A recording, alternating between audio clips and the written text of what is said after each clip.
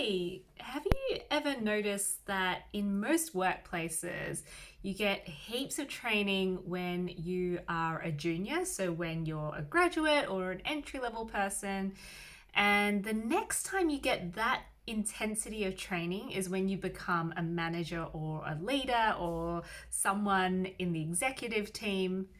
So there is some training at the start and there's training at the top end of your career, but the people in the middle of their career seem to get left out.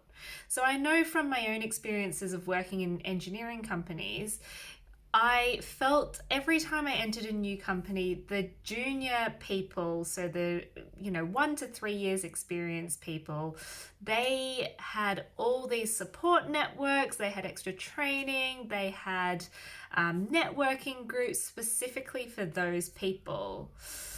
I also got a lot of support and training when I reached senior levels as well. So when I became a manager, I got management training and leadership training, how to coach people and all that kind of stuff. But the time I entered a new workplace, when I was in the middle of my career, I felt totally alone. I didn't fit in with the junior people.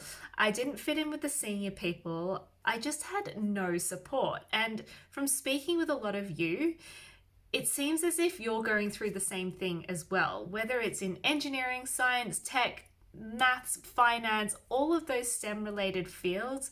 Most workplaces ignore the fact that the middle of your career is actually the hardest part.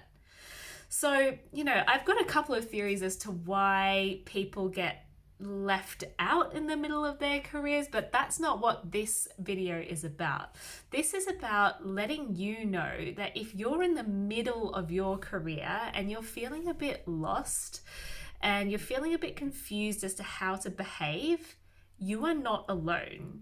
See, no one talks about it, but this is what happens when you're in mid-career. So if you're no longer a junior and you're not quite yet a senior, then you're in this murky middle. This is what I call the murky middle.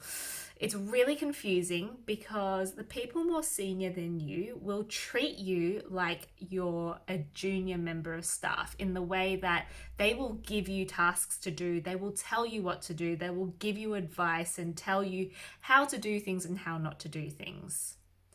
However, you are no longer a junior. So you're also expected to act a little bit like a senior member of staff.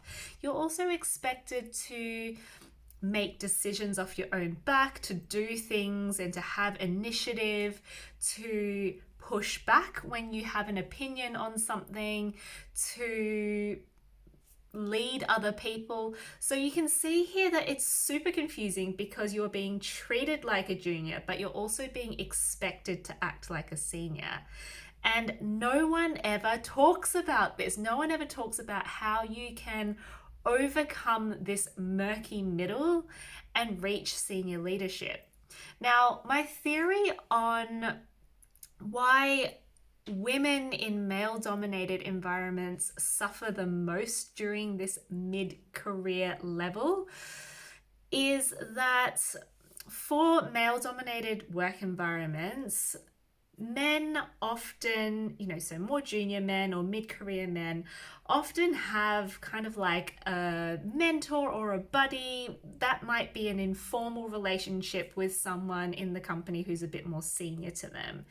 This happens because as humans, we are attracted to hanging out with people that we are like. I don't necessarily think that, senior men exclude more junior women on purpose, but just naturally as a form of human behavior, these junior and mid-career men somehow find a mate or like an older brother figure or a mentor who is a bit older than them. And they get the chance to have these informal chats, whether that is walking to the coffee shop in the morning or catching up for lunch or a beer after work.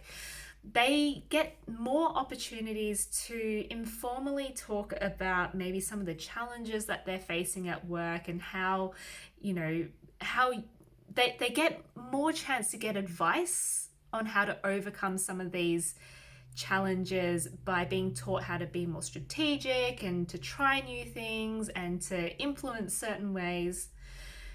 A lot of women in these male dominated workplaces, now I'm not saying this is true for everyone, but in general, a lot of these women don't have these informal relationships with people who are a bit more senior than them or a bit more experienced.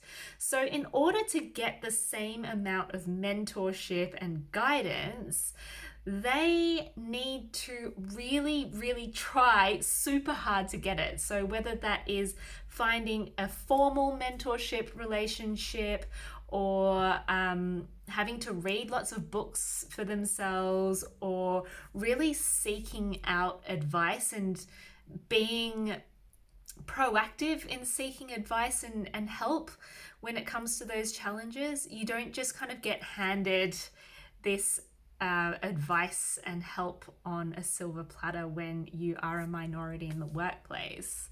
So this is why the murky middle is extra hard for women in STEM, in male dominated workplaces.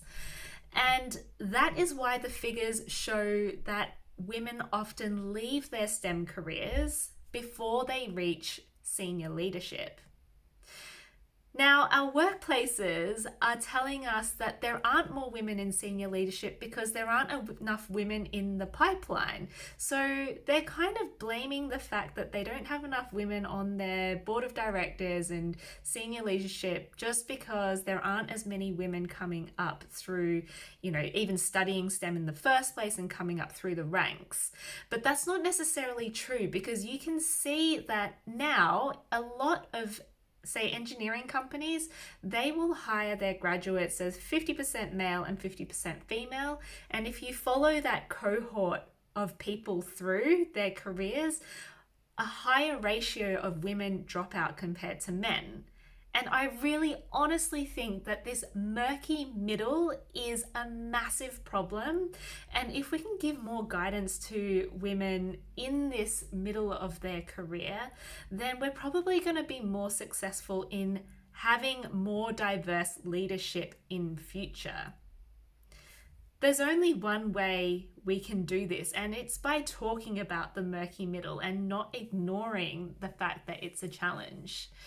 Now, I've got quite a few ideas and tips as to how you can get yourself out of this murky middle pickle if that's where you're at the moment. And these are things that I coach on with my private clients when I coach these women in STEM. They have to do with three main things.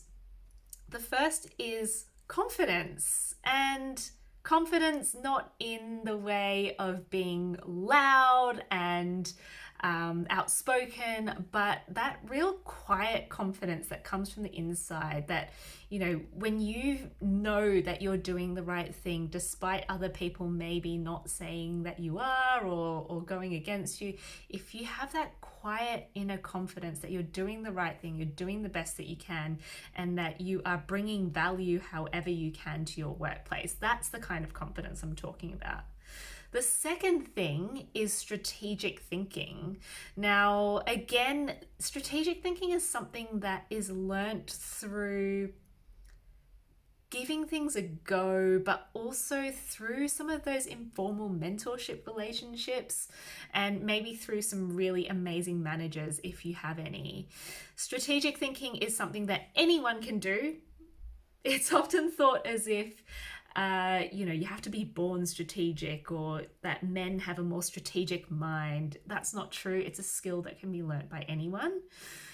And the third thing is being able to influence people. So whether that is influencing people who are on your team who are more junior than you, influencing managers or senior leadership to listen to your ideas, that is a really, really important skill that you need to learn when you're in the middle of your career. So when you're in the junior part of your career, it's okay to be told what to do and you just do the stuff.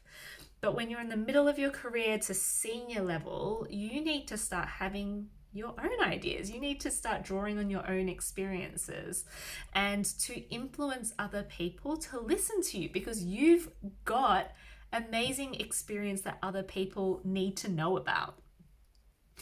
So those are three things that I really recommend that mid-career people look at in terms of how they're going, in terms of their confidence, strategic thinking, and influencing skills. If these are things that you're not quite confident in yet, then I highly recommend you head on over to my podcast where I talk about these three topics quite a lot. You'll be able to hear a few really specific examples as to how you can implement these three skills in your own work. If you want me to go into any more detail, if you want to hear more about the things that I teach regarding this murky middle, then please let me know in the comments below. I would be really interested in hearing what your questions are, and I'll do my best to answer them. Until then, see you next time.